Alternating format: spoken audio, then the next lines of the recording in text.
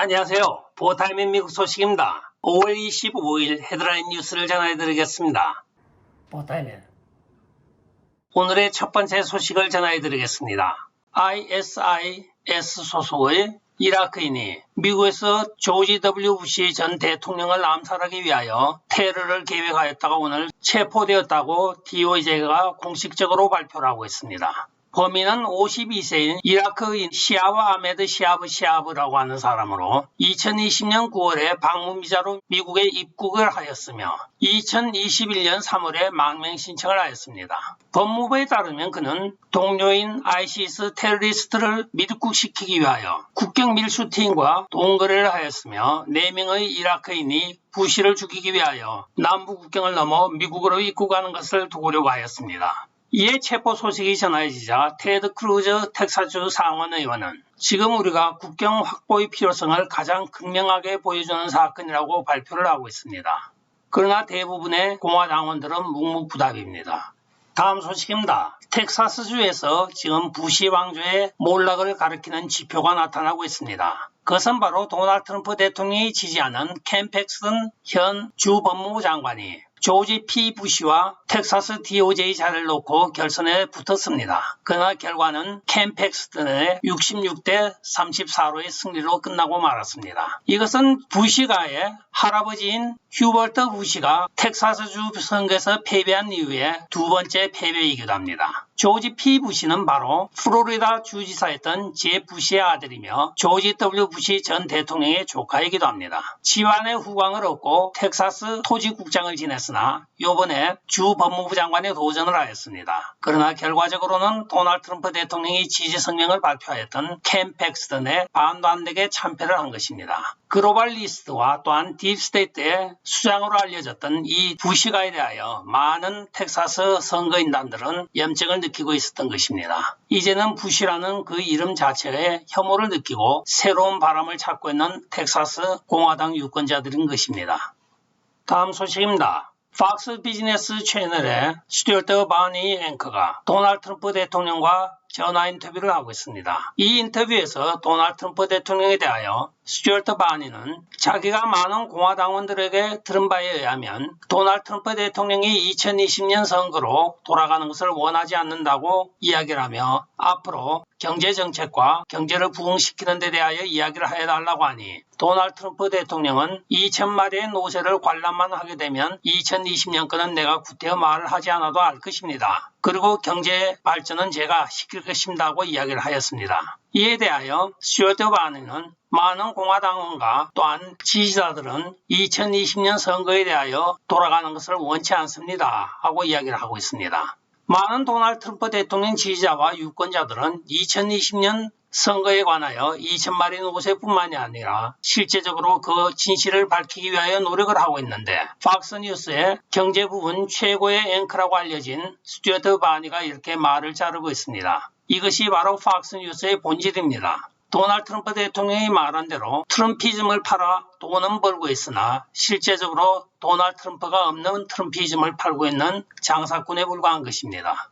다음 소식입니다. G7 보건장관과 WHO는 새로운 전염병으로 표범 수두를 시뮬레이션하고 있는 것으로 오늘 보도가 되고 있습니다. 이 G7과 WHO의 연석회의에서는 갑자기 물린 사람이 표범 수두에 걸린다는 가정하에 시뮬레이션을 하고 있는데 이들이 그간에 하여온 시뮬레이션은 이 표범 시뮬레이션뿐만이 아닙니다. 또한 망키팍스에 대해서는 작년에 벌써 1차 시뮬레이션을 한 바가 있는 전과가 있기 때문에 더욱더 우리로 하여금 관심을 유발시키고 있습니다. 그간의 G7국과 WHO가 연대하여 하였던 전염병 시뮬레이션 계획은 다음과 같습니다. 2001년 6월에 시작되었던 다크 윈터라고 하여 미국 시민에 대한 은밀한 천연두 공격을 묘사한 시뮬레이션이 있었습니다. 또한 2003년도에는 글로벌 수은이라고 하여 G7 회원국에 대한 천연두 생물 테러를 시뮬레이션하기도 하였습니다. 2005년도에는 어트랜틱 스톰이라고 하여 생물 테러 사건에 대응을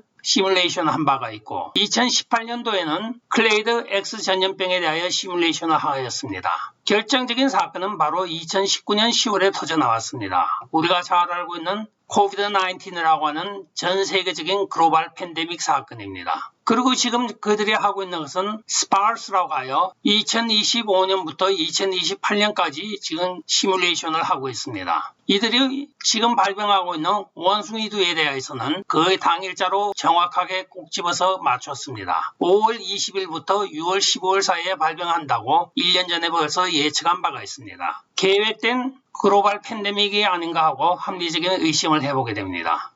다음 소식입니다. 지난 수년 동안 메인스트림 미디어는 민주당 주도의 주의 인구 센서스 통계 숫자를 과소평가한다고 인구 통계국을 비난하여 왔습니다. 그러나 오늘 밝혀진 바에 따르면 정반대 현상이 일어나고 있는 것입니다. 대부분의 많은 주에서 민주당을 더 과대평가가 되고 있고 공화당은 오히려 과소평가가 되고 있는 것으로 나타나고 있습니다. 도널드 트럼프 대통령 때 이 잘못된 편향적인 인구조사국을 정상으로 하려고 하였을 때 브루클린 연구소에서는 행정부가 정상적인 절차를 강탈하고 미국의 미래를 어둡게 한다고 비난을 한 바도 있습니다. 그러나 오늘 밝혀진 바에 따르면 5개 주에 공화당이 주도하는 주는 더 적게 인구가 산정이 되어 있고 6개의 민주당이 주도하는 파란색 주는 더 많이 상계가 되어 있는 것으로 나타나고 있습니다. 이는 특히 도널드 트럼프 대통령 행정부 때는 불법 이민자를 배제하였기 때문에 더욱더 감소한 것으로 나타났다고 핑계는 대고 있으나 결과적으로는 인구 과대 또는 과소 상계하는 방법을 통하여 민주당에 유리하게 지금 정치판이 돌아가는 것으로 밝혀지고 있습니다. 인구수가 과장된 주를 살펴보면 델러웨어, 하와이, 매사추세츠, 미네소타, 뉴욕, 오하이오, 로드아일랜드,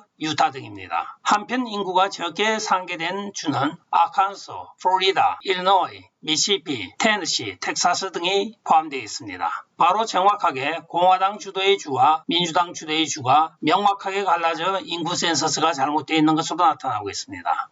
다음 소식입니다. 워싱턴주 제6지구 하원으로 출마하고 있는 민주당 리베카 팔슨 후보는 노숙자들에게 빈집에 들어가 살아라 하는 캐치프레이즈를 가지고 지금 선거운동을 하고 있습니다. 많은 부자들이 한 채 이상의 집을 소유하고 있기 때문에 빈집에 들어가서 그냥 살아라고 하는 것입니다. 그녀의 캐치프레이즈는 바로 100만 명의 노숙자들에게 빈집에 무단 침입하여 살게 하십시오 하는 것이 그녀의 선거 캐치프레이즈입니다. 한편 이에 대하여 지역 언론은 개인 사유물을 무단 침해하는 것을 옹호하는 사회주의자로 묘사를 하고 있습니다. 이제 하다 안 되니까 남의 집에 들어가서 그냥 비비고 살라고 하는 세대가 오지 않을까 걱정입니다. 지금은 빈집으로 시작하지만 나중에 사람이 있거나 말거나 노숙자들이 필요하면 들어가서 샤워하고 쉬고 자고 나가라고 하지 않을까 걱정되는 미국의 현실입니다.